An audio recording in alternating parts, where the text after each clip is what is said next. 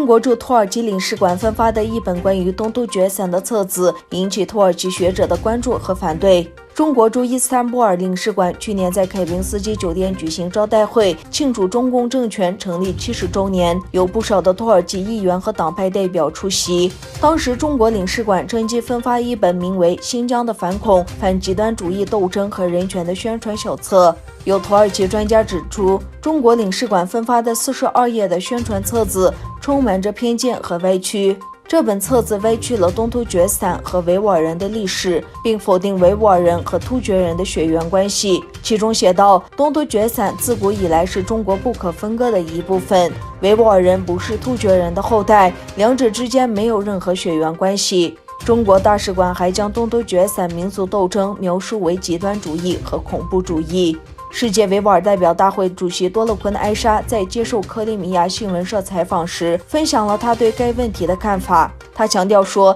在中国的宣传中试图抹杀维吾尔族的历史和文化，并继续他所实施的种族灭绝。另一方面，今年2月，土耳其外交部长乔乌索欧卢批评北京方面对土耳其人与维吾尔人之间的联系持怀疑态度，并称土耳其人与维吾尔人有种族、宗教、文化和历史联系。他说，维吾尔人当然是突厥人，我们没有强迫他们教土耳其语，他们的土耳其语比我们更好。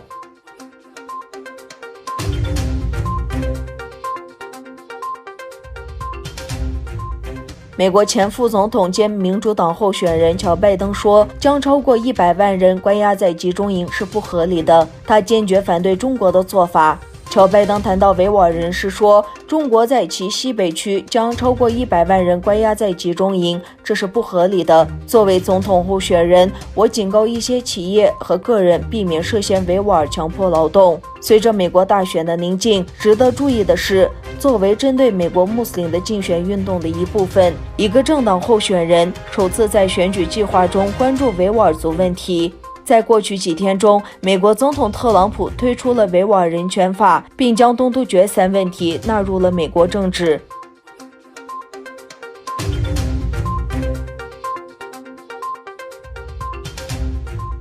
中国在香港推出国安法后，英国谴责中国严重违反中英联合声明的规定，承诺为香港公民开启移民入境路径。英国首相约翰逊周三表示，中国制定并实施香港国安法明显严重违反了中英联合声明。约翰逊说，香港人的基本自由受到侵蚀，英国将信守承诺，提供帮助。约翰逊还称，已经明确表示，如果中国继续其行动，英国将为拥有英国国民海外护照的人提供新路径，让他们拥有有限居留许可，在英国生活、工作，随后取得国籍。持有 NBO 护照的香港人将获准进入英国工作、生活5年，之后可以申请入籍。英国国民海外护照是1997年香港主权移交前，英国为香港人推出的一项特别政策。目前香港约有30万人持有这种护照。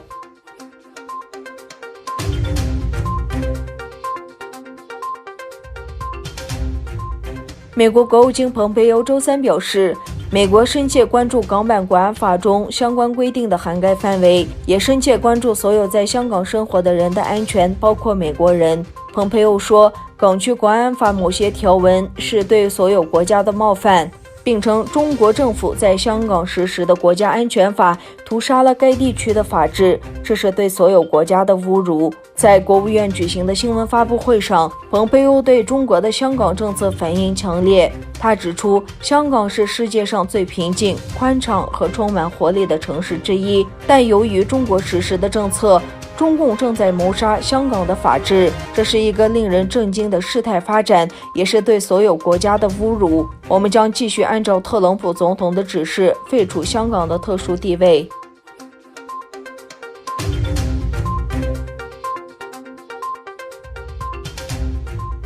在中国出现的武汉肺炎导致全球旅游业损失至少1.2万亿美元。联合国贸发会议发布《武汉肺炎与旅游业报告》，报告显示，由于中国病毒大流行导致全球旅游业停塞近4个月。全球旅游业可能损失至少1.2万亿美元，占全球 GDP 1.5%。联合国贸发会议同时发出预警，如果旅游业中断持续8个月，损失可能增加到2.2万亿美元。